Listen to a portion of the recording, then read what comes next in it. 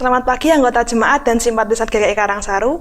Bersyukur pada Tuhan, pada pagi hari ini kita diberi kesempatan untuk memulai hari yang baru. Sebelum kita memulai hikmat pagi hari ini, marilah kita berdoa. Terima kasih Tuhan atas berkat dan anugerah-Mu sehingga kami dapat bangun pagi hari ini. Sebentar kami akan merunungkan firman-Mu. Berkati Pendeta Utomo dalam menyampaikan firman. Biarlah firman yang disampaikan dapat menjadi bekal kami menjalani hari ini. Dalam nama Tuhan Yesus kami berdoa. Amin. Tema hikmat pagi hari ini adalah baik tapi salah. Firman Tuhan terambil dari Yakobus 2 ayat 10. Sebab barang siapa menuruti seluruh hukum itu, tetapi mengabaikan satu bagian daripadanya, ia bersalah terhadap seluruhnya.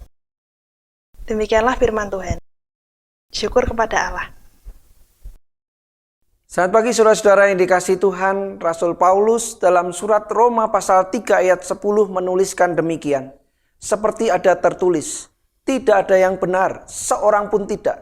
Tidak ada seorang pun yang berakal budi, tidak ada seorang pun yang mencari Allah. Semua orang telah menyeleweng. Mereka semua tidak berguna, tidak ada yang berbuat baik, seorang pun tidak. Dalam surat Roma pasal 3 ayat 23, Rasul Paulus juga menuliskan demikian. Karena semua orang telah berbuat dosa dan telah kehilangan kemuliaan Allah. Apakah Rasul Paulus benar saat menyatakan bahwa tidak ada yang benar dan semua orang telah berbuat dosa?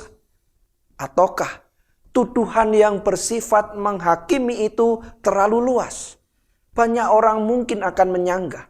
Mereka tidak merasa memberontak terhadap hukum masyarakat atau hukum Allah. Mereka menganggap diri mereka orang baik. Jadi mengapa mereka sampai dihakimi sebagai orang yang patut dihukum oleh Allah?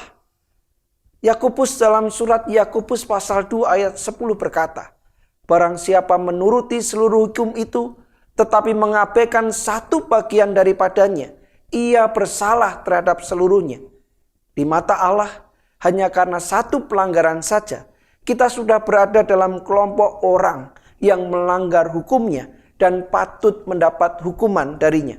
Adakah di antara kita yang dapat menyatakan bahwa kita tidak pernah melanggar satupun hukum Allah? Bagaimana dengan perintah yang melarang kita untuk iri hati? Keluaran pasal 20 ayat 17. Pada kenyataannya kita semua pada suatu saat juga pernah bersalah karena mengingini milik orang lain.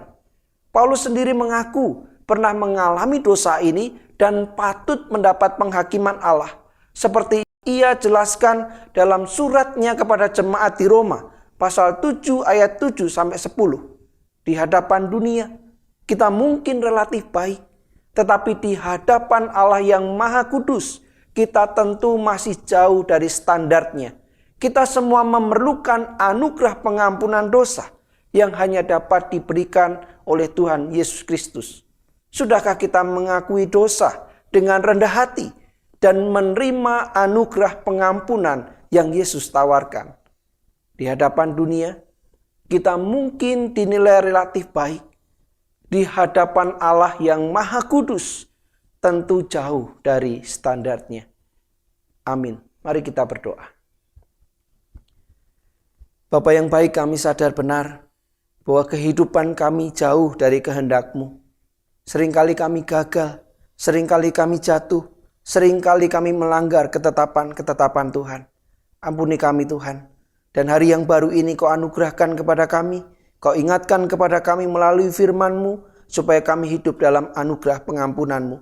Oleh karena itu Tuhan, mampukan kami untuk terus dekat, mampukan kami untuk terus mencari Engkau, dan mampukan kami pula untuk terus berubah semakin serupa dengan gambaran Kristus. Kami mohon berkat-Mu hari ini, supaya hidup kami benar dan memuliakan nama Tuhan. Di dalam nama Yesus kami berdoa. Amin. Saudara-saudara yang diberkati Tuhan, setiap kita adalah orang-orang berdosa. Kita adalah orang-orang yang patut dihukum. Namun karena kasih dan kemurahan Allah, kita mendapatkan pengampunan, kita mendapatkan keselamatan, kita mendapatkan kehidupan kekal. Semua orang sudah berdosa dan kehilangan kemuliaan Allah. Semua orang membutuhkan pengampunan dan keselamatan dari Allah. Mari kita terus mendekat kepadanya. Mari hari demi hari yang Tuhan anugerahkan menjadi kesempatan kita untuk semakin hidup serupa dengan Kristus dan memuliakan Tuhan di dalam seluruh hidup kita. Selamat menikmati anugerah Tuhan. Selamat hidup dalam kasih-Nya. Tuhan Yesus memberkati kita.